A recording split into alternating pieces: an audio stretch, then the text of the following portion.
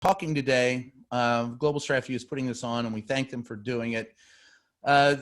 President Biden's inauguration was termed America United. The Presidential Inaugural Committee said that the theme reflects the beginning of a new national journey that restores the soul of America, brings the country together, and creates a path to a brighter future. President Biden hit the ground running to tackle the crisis facing the nation and to deliver on his campaign promises.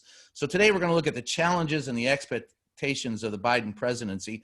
I'm your host for this. I am Brian Karem, the senior White House correspondent for Playboy magazine. And you may or may not have seen me on TV in a couple other roles. Not that I ever play anything but me. But joining us today, we're going to start with Vela. He's the former director of administration and senior advisor to the Vice President, Joe Biden. Also, Claire Finkelstein, the founder of the Center for Ethics and the Rule of Law at the University of Pennsylvania Carey Law School. Also with us is Saeed Erekat, the Washington-based bureau chief of the East Jerusalem-based Arabic daily, Al-Quds daily newspaper. April Ryan may be joining us. She's on assignment right now. She's White House correspondent for the Griot. And also with us is Paris Huang, the Voice of America White House correspondent. Ladies and gentlemen, thank you for joining us today. I'd like to get your all's impressions briefly about what you think the major challenges and expectations are of the Biden White House. And Paris, I'm going to start with you because I introduced you last. So, All right. What do you think we have to look forward to? And thanks for being here. All right. Well, first of all, thank you, Brian, and thanks on Global Strat View for inviting me for this opportunity. I'm honored to be here with all the experts. And so I covered the White House for the Voice America's Mandarin service. So I focus a lot on the US and China, Taiwan, Hong Kong relations, as well as the Asia Pacific. So that's my focus. Also, I'm required to say that my comments here today is going to only reflect my own point of view, do not reflect the Voice America. As we have heard, there's yes, you all had enough problems with the last administration. Thanks for making that straight. We appreciate it. We don't want you in trouble. Yeah, so it's only reflected my own point of view based on my observation covering the White House. So what I'm thinking about the challenges and the expectation the Biden administration is facing right now and the people are expecting from what he will tackle right away. I think COVID-19 and economy, of course, which also temporarily we can see getting a bipartisan kind of consensus from the both sides of the aisle and the Congress. But of course, there's more that Biden had committed, and some people who voted for him also expect him to keep his promises, like racial tensions and LGBTQ rights, climate change, and all that. But most prominent challenges he's facing ahead is the COVID-19 pandemic and the economy. So for the COVID-19, what I'm thinking about, he is facing both domestically and internationally challenges on this front. Domestically, we know different states, different counties, different cities have their own rules. People either believe or not believe in all this social distancing, wearing masks and vaccines. So that would be one of the things that Biden administration need to not only distribute the vaccines, but also convince people to believe in the science and do this in order to contain the virus. And internationally, we're seeing very similar what is happening within the United States. There are so many different countries. Some countries are doing very well containing this virus. Some countries are not. And it could be even their leaders. We see the Mexican president was just announced that he's tested positive, and then he was kind of suspicious on this virus as well. That would be America. How can United States lead the global effort to combat this pandemic? That will be Biden's challenge as well. And economy is linked to the COVID. I'll get to all that. I want to get everybody a Sure. chance to get their 2 minutes in. And if you're joining us now on Facebook Live, I'm Brian Karem with globalstratview.org, and we're hosting today a webinar on the challenges and expectations of the coming Biden administration. They've been in office less than a week, so why haven't they solved the world's problems yet? Well, they'll give them a little bit of time, I guess. Next, we're going to talk to Claire Finkelstein, who is the director of the Center of Ethics and the Rule of Law at the University of Pennsylvania Carey Law School, also the founder. Claire, in about 2 minutes, tell me what you think the challenges and expectations are of this incoming administration? Brian, thank you so much for inviting me to join the Thanks for panel being here. today. The biggest challenge that the president faces, of course, is the coronavirus and with it, the economy. But in broader terms, he faces a challenge of reestablishing unity in the country, a country that is now more divided, I think, than at any time since the Civil War. The previous administration was— Even more than the Vietnam War, you think? I think even more than the Vietnam War. And one of the reasons is that there is such a deep loss of faith in fact and loss of faith in law. There's been such a deep distortion of these two pillars of our democracy. And the president faces the challenge of trying to restore faith in the American public in facts that they can believe. And as Paris talked about, science. We need to restore faith in science. And then the president faces the challenge of restoring trust in law. One of the most critical things that he needs to do is to restore faith in the Justice Department.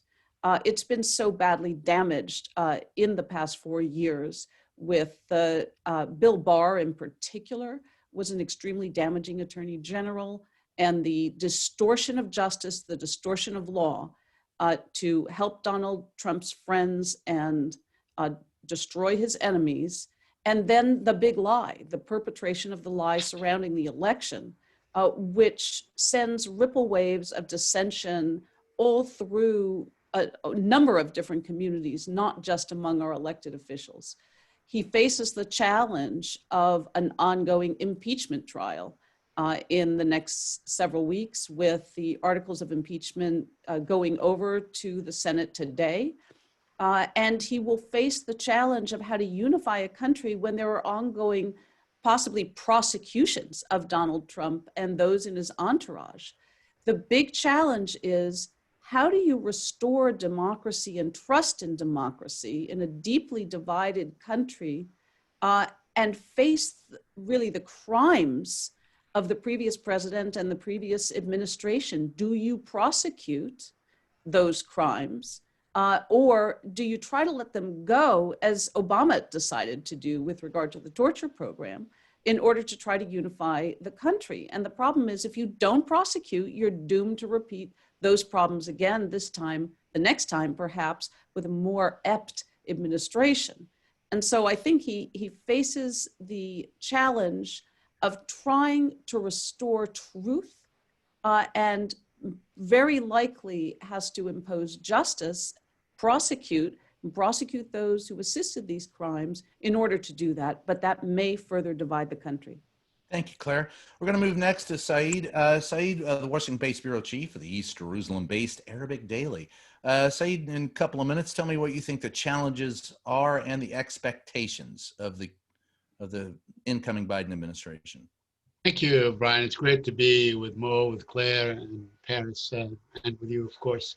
I am almost tempted to say what Gerald Ford said back in 1974 when he assumed the presidency, that our national nightmare is over, except it isn't, because the national nightmare is, COVID is not over by any means. It remains prominent in everybody's life, if not all across the board, all across economic strata, all across political orientations, everybody, natives, immigrants, everyone, everybody almost has been touched by it. So that is a huge challenge.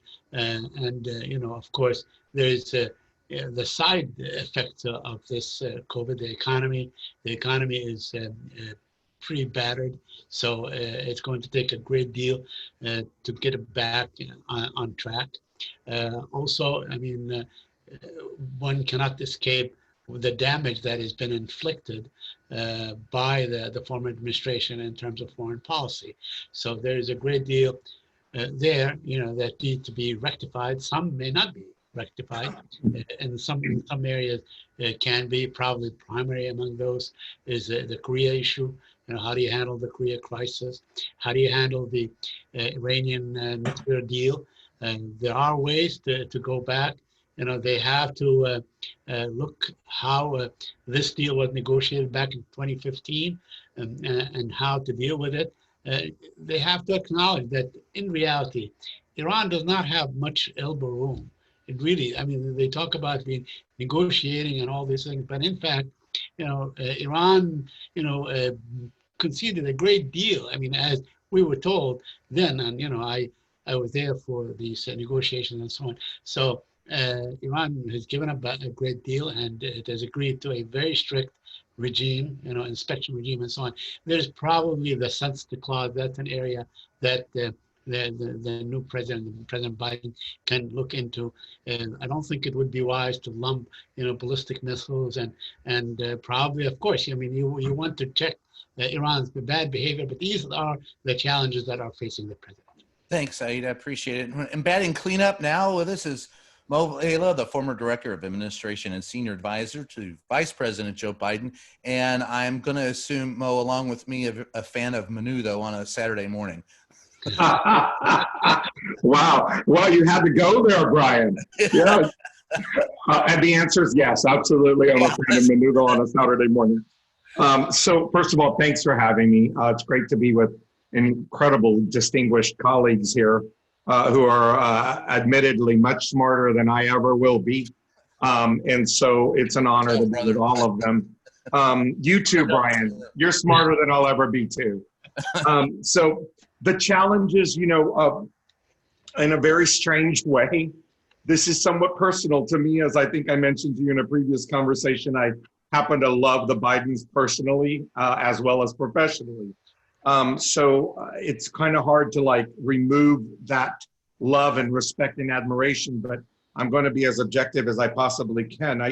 I think the challenges, as I have just racked my brain, Brian, trying to get my mind around what we have experienced, and I can't come up with any other way to describe it than that this is a phenomenon. It is truly, I think we call them the big lie, the corruption, the this. We've seen those things in our lives. This is a phenomenon. And let me tell you why I say that. It has been an absolute, utter abandonment by people that we could have respected, that we could have actually admired. The Mitch McConnells of the world and certain Republican elected officials, where I could have actually been okay had they not completely abandoned what I believe are our common human values and principles and integrity and morality. So to me, the biggest challenge that Joe Biden has, in addition to all the things that my colleagues have all stated, which are all, I couldn't agree with them more, but I think there's something bigger. It's this phenomenon he faces, right? That these people were so quick because of politics and power. Because of politics and power, they were very quick to abandon everything our parents taught us. Every single thing our parents taught us, these people abandoned. That, in my opinion, is Joe Biden's greatest challenge, okay? Expectations. There you go. Let's go very quickly. I'm sorry, I know I only have 2 minutes. That's one of the things that I really want to hear is, what do you expect out of him for these 4 years? I expect that somebody is going to remind them every day to manage expectations, because we have an American public right now and a citizenry that has experienced arguably 12 months of unprecedented anxiety and stress. I don't think we can understate how severe, how it's affected us all mentally, emotionally, spiritually, and yes, even physically. And when you have 12 months of that, it's like an avalanche on a snow mountain. And it's just been an avalanche, and it keeps growing and it keeps building. So the expectations are extremely high, because all we're looking for is hope. Right. We're looking for hope. And the thing is, he can't solve it all in the first 100 days. He can't even solve it all in the first 1 year. And so to me, I would say I'm prepared to help send the message that they need to manage expectations, You can see with the executive orders, he's chiseling away as fast as he can. But this is a huge, huge mountainside that he's got to chisel, chisel, chisel, boom, boom, boom, and it's going to take time.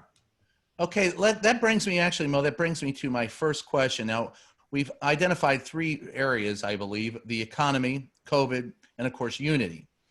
And I wrote it recently in a column that not since FDR have the first 100 days of a presidency been so scrutinized, and will not be as important to the republic as the first 100 days of the Joe Biden administration.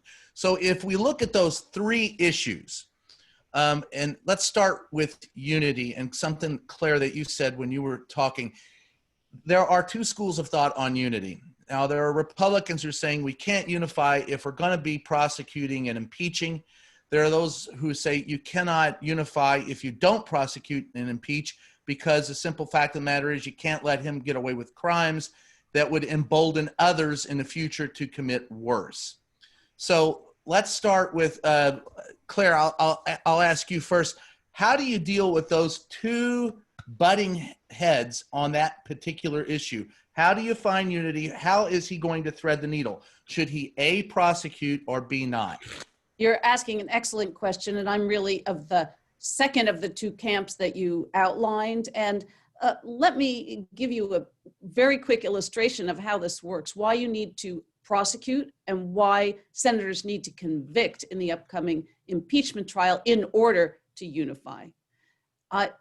There were 2 senators facing Senate ethics charges, Hawley and Cruz, and they're facing those charges because of their role in the incitement on January 6th. What happens if the president is not convicted in the upcoming impeachment trial? That will no doubt have a profound effect on those ethics investigations, on other prosecutions that are taking place, and on the treatment of those going into the future who are extremists, right-wing, racists, white supremacists. If the president, in effect, can get away with it, then so can everyone else. And that's been the problem that we faced for the last 4 years.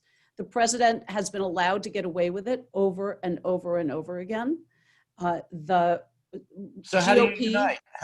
If you're going to prosecute, and you've got all these people on the right saying, look, if you prosecute him, there is no unity. How do you thread that needle? I mean, I understand your thoughts, but I guess I'm going beyond that to ask, even if you do decide to prosecute, can you still stress unity, and how do you do it? Absolutely. And look at what's going on in the Justice Department right now with regard to those who stormed the Capitol. They're trying to decide whether or not to prosecute those individuals who didn't engage in violence once they were in there. And one of the arguments that those defendants are making is the president told us to do it. Yeah. Now, if there were no consequences to Donald Trump, as has been the case until he lost the election, if there are no consequences to him, what does that say to all those followers? So, right? Mo, what's your thoughts on that? Prosecute or not prosecute, and how do you promote unity if you do either?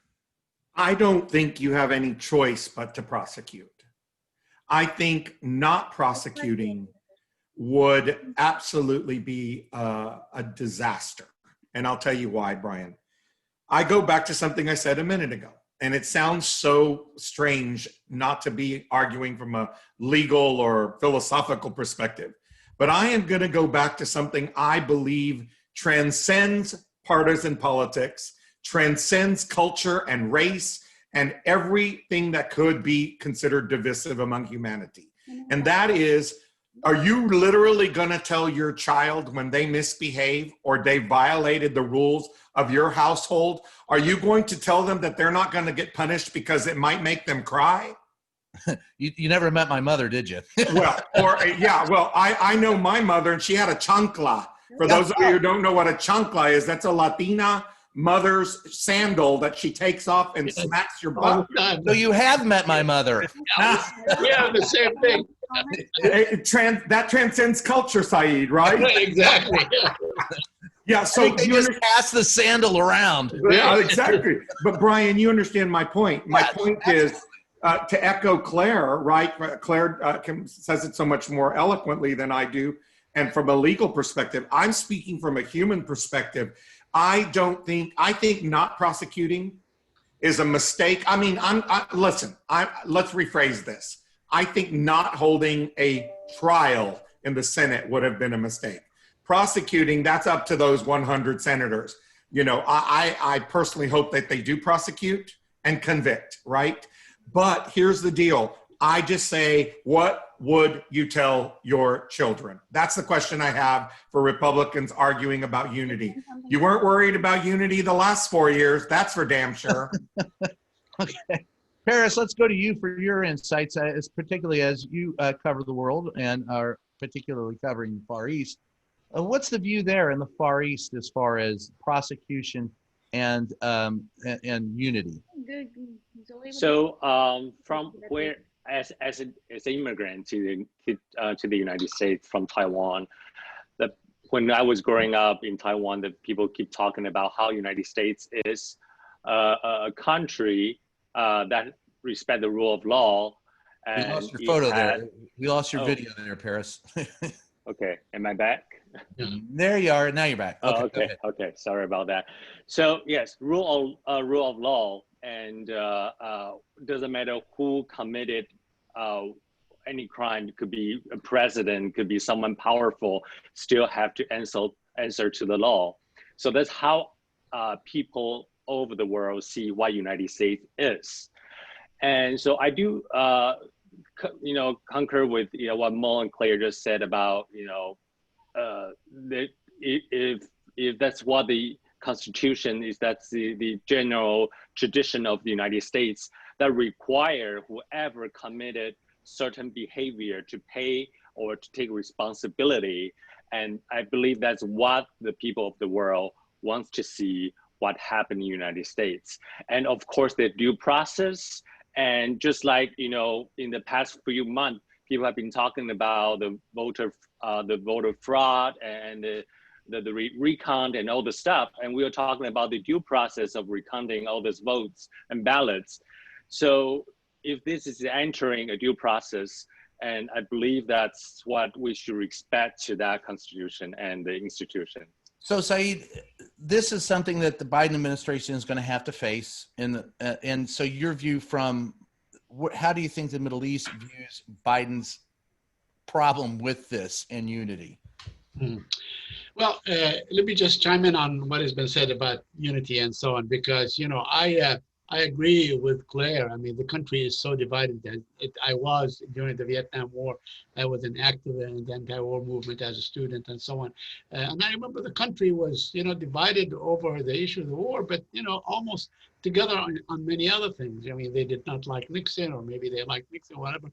But there are things that then the country agreed on wholly. Today, I think the country is totally polarized. It is totally polarized. And there is something to be said, Brian, to some Republican sentiment that, look, this is going to, leave many people embittered and so on, and it probably will, Now, I don't agree with the sentiment that, let's say, someone like Marco Rubio is saying that you're pouring, fuel on the fire and so on. I think that's nonsense, because I tell you what, America is admired for its democracy, but it is even more admired for its jurisprudence. It's for that it's a country of laws, that everybody, at the end of the day, everybody is held accountable. And I think this is the message that is very powerful overseas, very powerful. And in fact, it is something that makes America's foreign policy effective and makes it respected. And how does this fit in to, let's say, what's going on in the Middle East? I think, the Middle East has long suffered for not having leaders accountable. And I think they look to America to see how this thing is going to pan out. Thank you, Saeed. Now, when we're talking about Biden and the two issues that we spoke of, unity and the coronavirus. Now, everyone wants us to handle the coronavirus a little bit better. I don't know what discussion we can have there that would be other than, yeah, we have to move in the right direction. So the question for Biden on the pandemic, and I'll start with Mo on this one. Mo, what do you think the president has to do in order to get people to take this more seriously? I believe that he has to show results. In the business world, I call it an ROI, right? We all call it the return on investment. I think he has to show that through his leadership, and that he took, as we say in my home state of Texas, took the bull by the horns. So he's And not yet- all had no all cattle? had and no cattle, yeah. But he took the bull by the horns, and he's got to demonstrate, Brian, in my opinion, that through his actions and leadership and taking responsibility, yes, we can sit here for hours and just expose the incredible ineptitude of the Trump administration when it comes to coronavirus. That's not going to do us any good in solving the problem. So I think he's doing exactly the right thing, immediately attacking it, but there has to be some performance measurements. That's what I would be focused on to show it The slows million down. in 100 days. People are vaccinated, right, and so on and so forth. And that's what I would advise him to highlight is show us the progress, right? And I think more and more Americans will buy in as they see progress. Saeed, and the next question I'm actually going to ask for you, this has come in from a couple of readers and viewers and asked a couple of different ways. How do you think Biden can deal with the neo-Ottoman policies of Turkey? And what should his approach be towards Syria and the Kurds? It's a very good question. Yes, because Syria is a very complicated issue, and certainly Turkey has complicated that issue further. It has occupied parts of Syria. It has aided groups that are extremist by our own definition and so on a great deal. And it has basically been fighting pro-American groups and so on, especially the Kurds. I think that Biden is probably will probably revert somewhat to former Syria policy back during the Obama administration, the last Obama administration. But they need to keep in mind that Syria must be kept as a whole. You know, in many ways, we don't like probably the regime, we don't like its authoritarianism and so on, but it held the country together. You must, if I were to advise the new president, I would say that sure, you want to hold the regime accountable, but also you want to make sure that there is a transition of power, but it is fair, because whether we like it or not, that regime, as brutal as it may be, it garners a great deal of support among the public, obviously after 10 years and so on.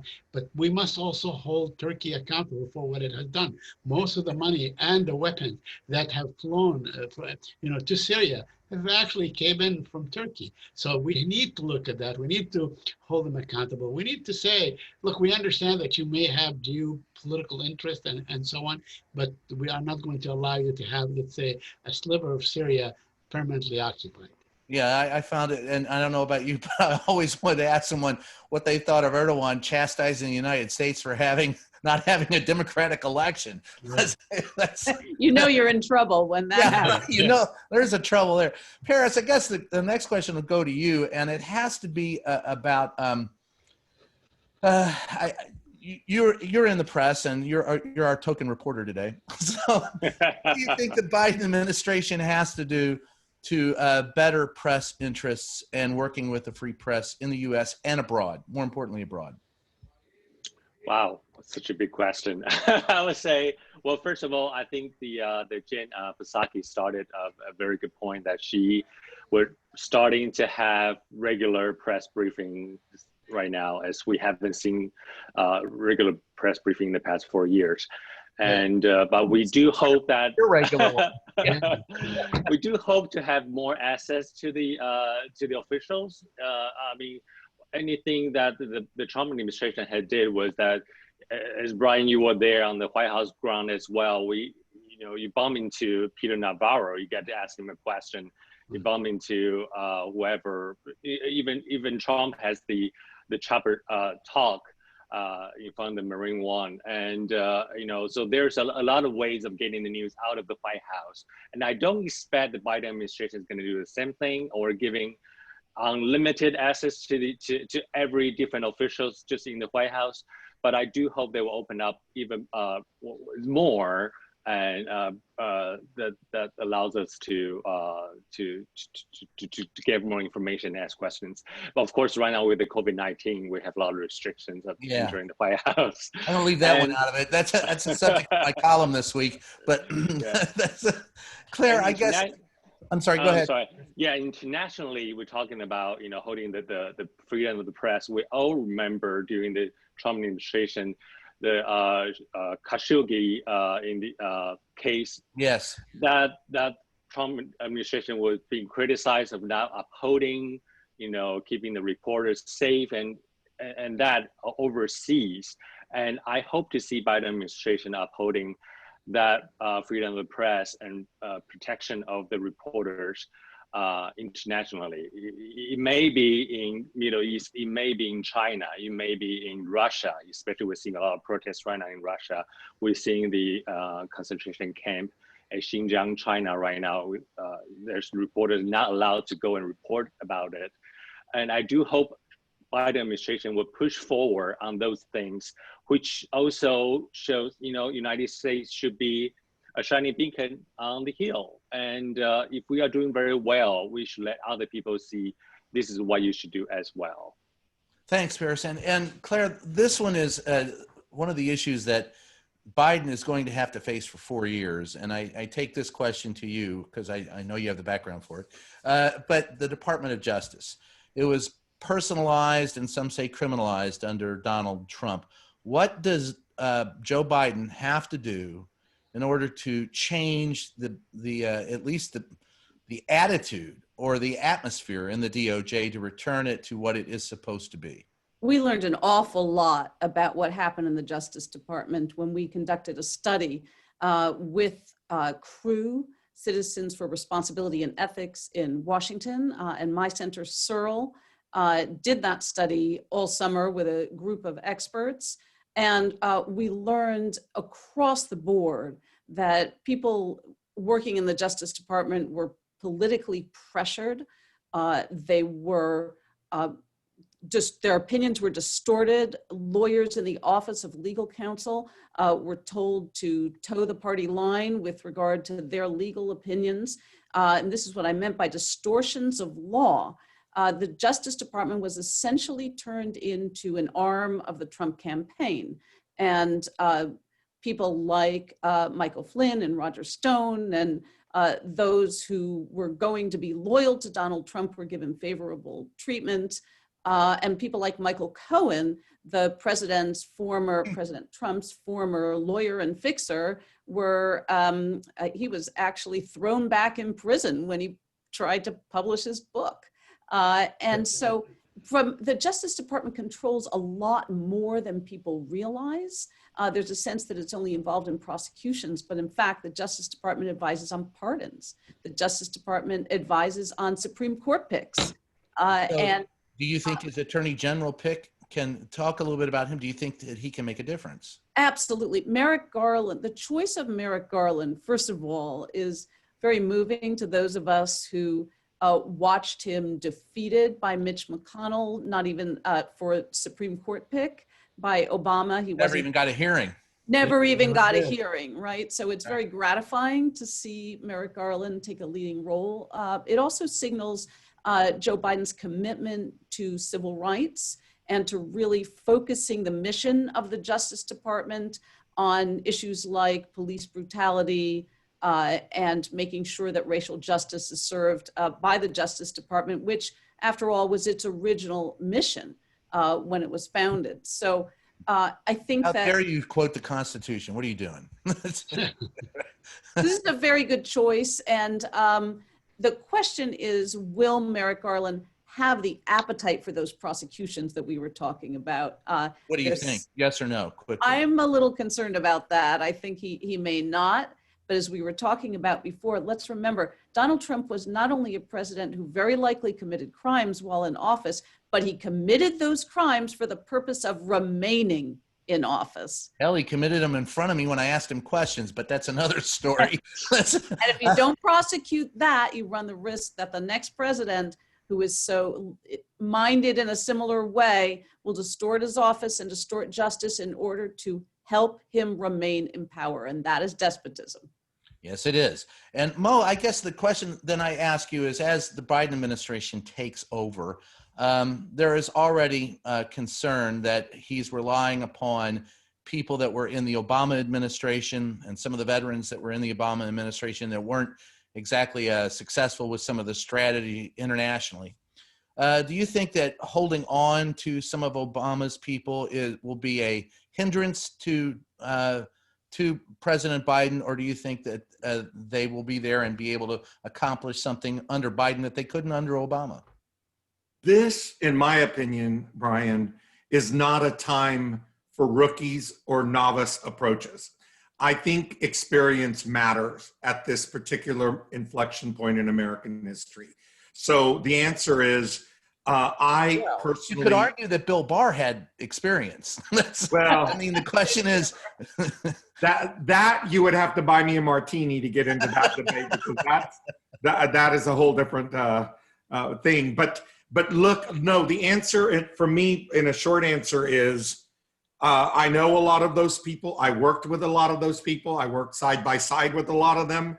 I know their character. I know their integrity. I know their commitment to our nation. I know their passion for our democracy. So overall, I think it is a smart and brilliant move when you have to hit the ground running, which he has to do, and he has done, that you needed people who knew where the bathroom was in the West Wing, and you have people who know exactly where to go, what to do. And think about, just for a second, think about the executive orders. Yes. No one's thought about this. If those experienced people were not involved, he wouldn't have been able to have that stack of executive orders within 3 hours of taking the oath of office. That means that that's somebody like a Ron Klain and that whole team of people who knew how to draft them, where to draft them, how to get them ready, right? Where the blue binder to put them in. I know it sounds silly. No, I hear you. All of that these are details that come from experience and exposure. And so, in a nutshell, I think having experienced people, whatever they did under Obama, is in the past. I think we have to look at what are they going to do in a Biden administration. At least they know how to do it. Well, let me carry that question in on to Saeed. Do you think that any of the Obama people that served would actually be a detriment to Biden in his administration, or do you agree with Mo? I agree with Mo. I mean, I look at the State Department. I am a State Department correspondent, first and foremost. And I can tell you, I think the world and the country is really quite tired by, a foreign policy that, in the words of the former Secretary of State, was run by swagger. People don't want swagger. They want solid policy. They want steady. Professionalism would be nice. I could do without the swagger. Exactly. I mean, they want a foreign policy that is predicated on human rights, that is predicated on meaty stuff. I mean, they stripped the State Department. I can tell you this with knowledge. I mean, they have stripped it of any substance and so on. So when they look at Anthony Blinken, and when they look at Jake Sullivan, and when they look at, Wendy Sherman, who negotiated the Iran deal and so on, or even Victoria Nuland, and all these people, this is a very solid and tried foreign policy. We know what is going to be okay or not okay with the United States of America. You know that the shenanigans, conducted in places from Saudi Arabia to Turkey to other places and so on will not be tolerated under this administration. So I agree with Mo. I mean, some people may think it's not as sexy as having a totally new team and so on, but in fact it is. It is because it is solid, it is knowledgeable, they know the world stage, they do hold the, moral standards and so on, especially on human rights. And I think that is really quite reassuring for the world, Brian. Thanks. Paris, I want to switch to China. We all know that President Trump wouldn't even call it the coronavirus. He called it the China virus, which was insulting on many levels. But we now have an administration. Tell me what you think the differences are in the policies with China between Trump and Biden, and what Biden needs to do to succeed in China. So come back to what Mo and Saeed was just saying about some of the Obama's officials are now working in the Biden's officials. one of the things that people should be looking at is that even though they were the same people, but the time has changed, the world had changed, and they had changed as well. So take Jake Sullivan as, for example, when Biden nominated him in his speech, nominated his own national security team, and he say, Jake Sullivan understand my point of view on national security, which economic security is national security, which is very interesting because Donald Trump said the same thing, exact same words.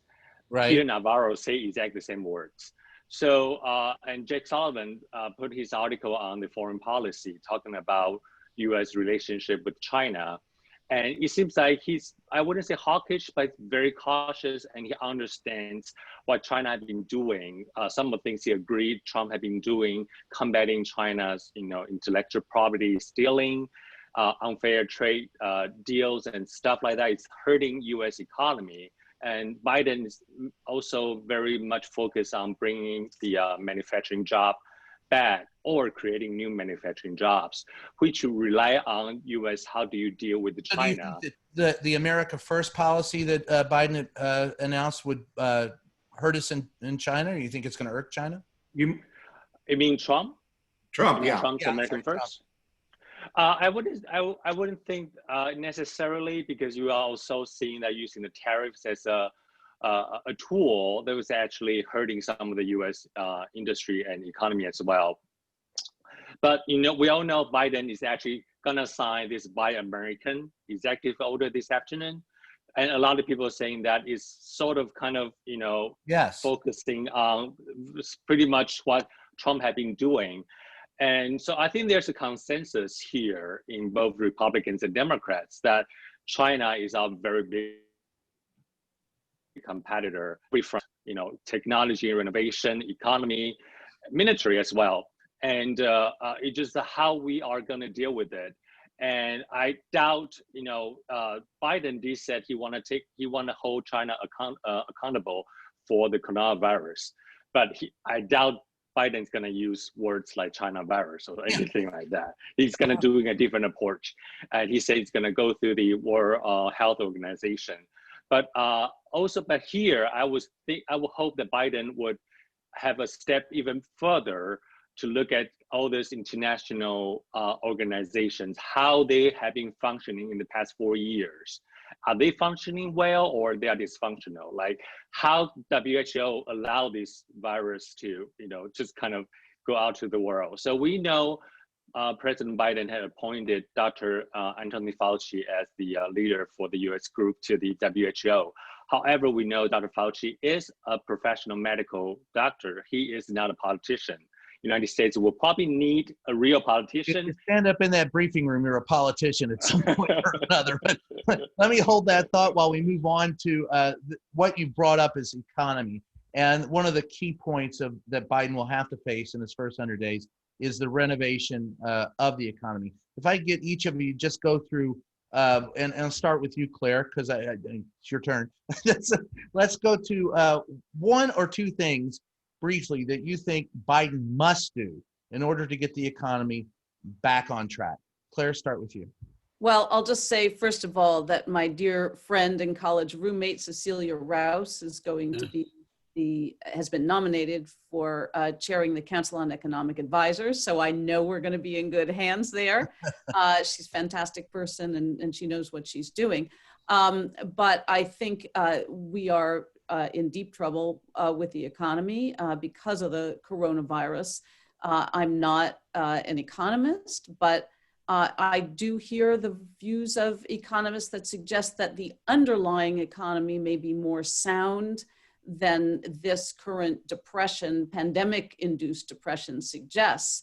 And so I think that Biden has a $1 trillion plan to pump money back into the economy, put people back to work. I think that's the right thing to focus on. Donald Trump. Do you support the stimulus? I mean, even further stimuli? Well, absolutely, and keeping interest rates low. And Donald Trump, of course, had this sort of kleptocratic plan that the GOP was all in favor of that really favored Fortune 500 companies, and even the rollout of the economic support for small businesses was botched. It was not effectively done, and it was really corporate focused. I think that it's critical that we have a restoration of trust on the economic front as well, so that people really understand that this administration is sincerely trying to get the economy going and to help small businesses. That seems to be a critical aspect of it. And then how you get that money in people's hands turns out to be so much more complicated and so much more critical than just showing up on the street corner and going, give me the money. Well, that's right. Mo, let me ask you one or two things that you think we need to do in order to that Biden needs to do in the next 100 days. Yeah, Brian, let's start with some good news. That Joe Biden, I was across the hall and watched him lead the Recovery Act as Vice President of the United States. He knows exactly how to do this, right? And he's assembled the right people around him. So first and foremost, he's got to do something similar here, right? Which is an infusion of capital into the economic system, right? That's why it's called a stimulus, because it's a stimulant to the economy. And so obviously he's attempting to do that, as Claire just pointed out, right, with this $1.9 trillion. Now, listen, is it going to end up at 1.9? Rarely does, as Jen Psaki, my friend Jen Psaki said, rarely does the sausage look the same when it comes out of the sausage making factory, right, as it did going in. Who knows what the final will look like, but the fact of the matter is we need an infusion. We need that stimulant. He knows how to do that. He knows how to lead that effort. That's good news. I think that's the first thing. Let me just say one other thing really fast, that I think another key component for the Biden administration is that whatever economic policies or proposals they put forward or execute or implement have to be inclusive in nature. And by that, I mean, it's got to take in the working class, middle class, working class, and even the poor, right? Because especially the poor. As I learned playing football in South Texas, our team was only as good as our weakest player. So you've got to bring people up so that everybody is contributing in a healthy, contributory, and functional manner, right? So I think inclusivity and a stimulus and an infusion of capital. I'll ask Saeed that question next, but however, now you've prompted me to, because I love the football analogy. What position did you play? I was an outside linebacker. Inside linebacker. Love you. Oh, okay. Well. Moving on to Saeed. Saeed, what do you think? I'm not too thrilled to see the Buccaneers going to the Super Bowl. Yeah, neither am I, but that's another story. Okay. Well, I'll tell you what. Right there with you. Three things, really, very quickly. First of all, the stock market is not the economy. You know, yes. that's number one. Second, the minimum wage. The minimum wage. I mean, that's what he keeps saying. We need a minimum wage, a livable minimum wage. Because without the poor, as Mo said, you know, you're going to leave, you're as strong as your weakest segment of society. So you need to look after that.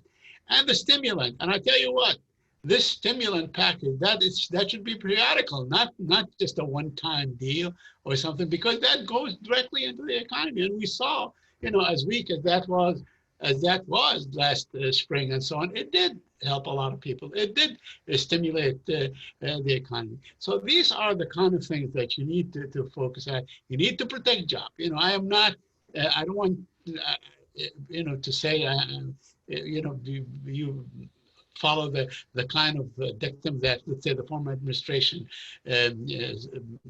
claimed to say about, you know, exporting jobs and so on. I think we need to have some sort of protection for local jobs, but we also need to have a strong minimum wage. You need to have to allow people jobs. You need to perhaps, you know, you need to cancel the student loans and so on, or find ways to do it. That will, in the end, help create a stronger economy. Thanks, Saeed. Paris, what do you think? Yep. So in the short term, of course, we have seen the economy is going going up at the train for the past 12 years since the Obama administration. So I believe once the pandemic is under control, we can go back to that train, and the economy should relatively be in a healthy state. And for the long term, in the risk of sounding like Andrew Yang, I'm going to say Biden has to invest in the jobs in the future, the jobs of the future, which I believe he already going to propose a $300 million on investing on the technology and innovation. And he also mentioned about investing in education, which I think is very important. Yeah. So all the manufacturing job that we have lost in the past decades or 2 decades, it's not because, you know, we don't want those jobs. It's because United States, we should upgrade our industry. We should upgrade our workforce and to aim for the next 10 years and 20 years. So I actually do hope Andrew Yang will play a more, role in Biden administration to focus on the future. And he's busy, Paris. He's busy running for mayor. Yeah, that's right. He's a little busy right now. Let's see if we can get him involved. Let me ask you this as our time runs down. We got about 10 minutes left, and I'd love to we've talked about a lot of different issues here today, from Iran to China to the coronavirus to the economy and unity. But I'd like from each of you, if you can say one thing that you think, that one policy, one stroke of the pen, one move that that Joe Biden needs to make in his first 100 days. It's going to take me a while to quit saying Trump, I know it. But it's if there's one thing that you think he needs to do in his first 100 days, what do you think it is, Claire? Well, I'll go back to my prosecutorial theme, though it's not the only thing that I would like him to do.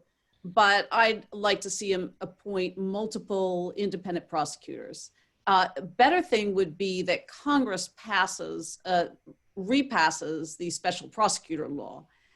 Joe Biden's Justice Department needs to stay as far away from investigating the former administration as possible. That's part of that restoration of trust and faith. And the only way that can happen is with an independent prosecutor, either appointed by executive order or better yet, a law passed by Congress. So I would put that first and foremost.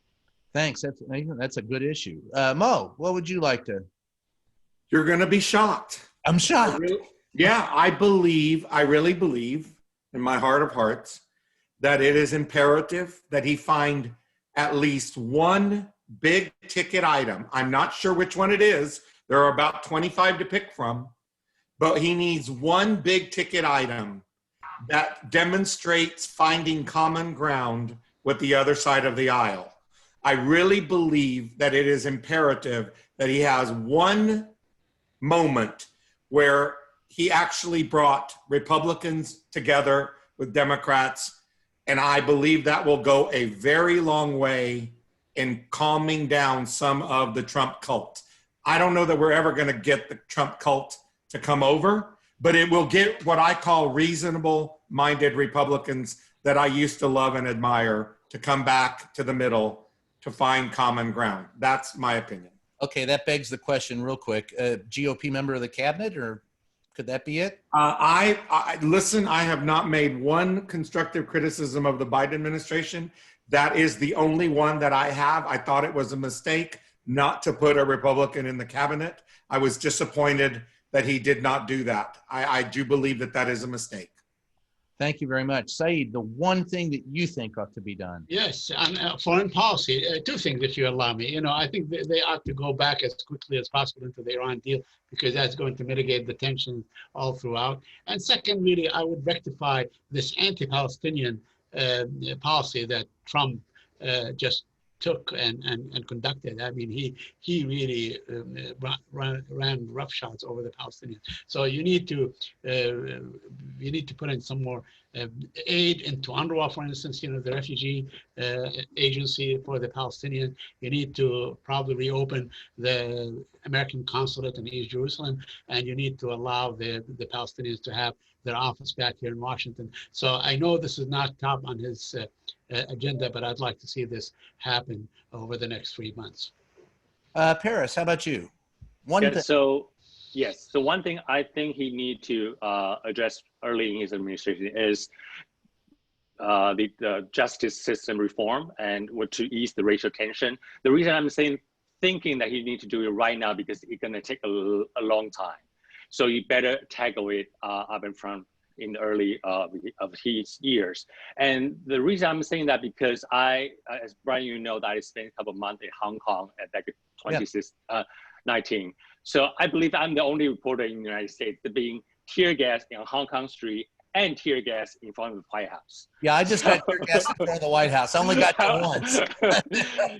So it was a big shock for me that, you know, this happened right in front of the White House. So I believe this racial tension needs to be addressed. And since you need to take a long time and a lot of effort to mitigate it, I hope Biden would do it, tackle it as soon as possible.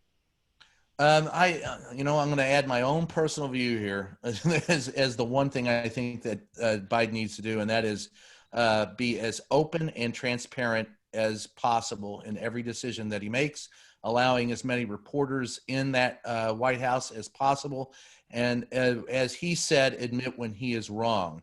I think a lot of that will go a long way to settling many of the problems that I saw in the 4 years with the Donald Trump administration. Even during a pandemic, I think there needs to be more accessibility to reporters. We've all been very responsible in the way we've conducted ourselves.